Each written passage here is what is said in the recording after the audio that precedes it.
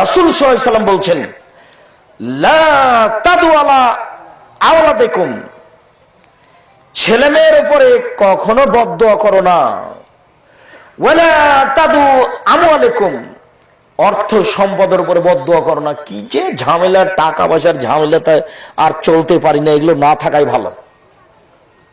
ব্যবসা বাণিজ্য নিয়ে হয়রানির কোনো শেষ নাই। এই ব্যবসা বাণিজ্য থাক, চলে যাবাকে ঘৃণা করি, এটা লাগবে না।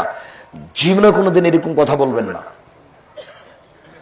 অর্থ সম্পদকে সামনে রেখে কোনো মন্তব্য করবেন না খারাপ।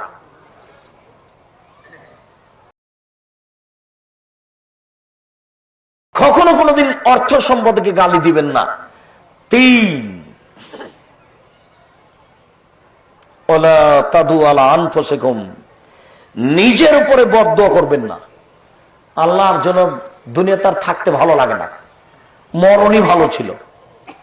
জীবনে কোনোদিন এই দোয়া করবেন না যে মরে যাওয়াই ভালো। মনে থাকবে কি? এক, ছেলে মেয়ের ব্যাপারে কোনোদিন বদদুয়া করবেন না। 2, অর্থ সম্পদের উপরে কোনোদিন বদদুয়া করবেন না। 3, নিজের উপরে কোনো সময় বদদুয়া করবেন না। আর থাকতে ভালো না, এখন মরাই ভালো। এই কথা বলতে পারেন, আল্লাহ তুমি আমাকে যতদিন অতদিন রাখো যতদিন আমার দিয়ে ভালো কাজ হবে, যখন হবে না তখন নিও।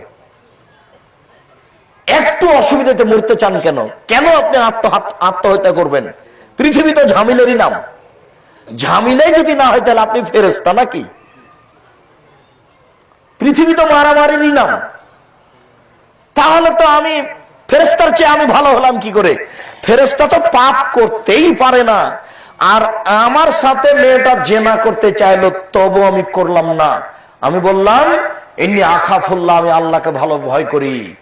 এখন ফেরেশতা আমার সমান নেকি পাবে? আমি বেশি পাবো, কারণ ও তো জেনা করতেই পারে না। তো আর ভালোই কি আর মন্দই কি? ওর সুবহানাল্লাহ আর আমার সুবহানাল্লাহ সমান? ও তো সুবহানাল্লাহর জন্যই সৃষ্টি।